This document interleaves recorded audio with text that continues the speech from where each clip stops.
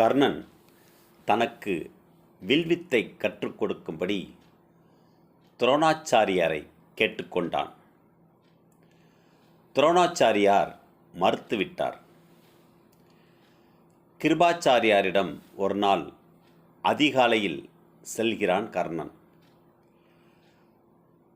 கர்ணனின் திறமையை சோதிக்க வானில் பறக்கும் ஒரு பறவையை குறிபார்த்து வீழ்த்தச் சொன்னார் கிருபாச்சாரியார். கர்ணன் அம்பை நாணில் பூட்டினான். ஒரு கணம் வானில் பறக்கும் அந்த பறவையை குறிபார்த்தான்.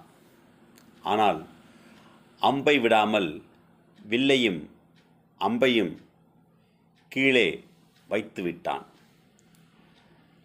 அதற்கான காரணத்தை கர்ணனிடம் கேட்டார் கிருபாச்சாரியார். அதற்கு கர்ணன், குருவே, இது அதிகாலை நேரம்.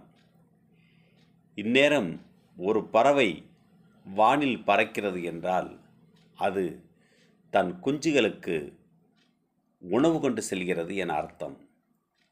இப்போது எனது திறமையை காண்பிக்க அதை கொன்றுவிட்டால் நான் வீரனாவேன். ஆனால் அதன் குஞ்சுகள் அனாதையாகிவிடும். எனவே நான் அதை கொல்ல மாட்டேன் என்றான்.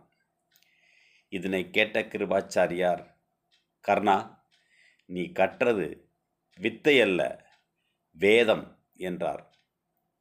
பணத்தாலும் பதவியாலும் பலத்தாலும் உயர்ந்தவர்கள் தன் பலத்தை பலம் குறைந்தவர்களிடம் காட்டுவது வீரமும் அல்ல, சத்திரிய தர்மமும் அல்ல என்பதை உணர்த்தினார் கிருபாச்சாரியார்.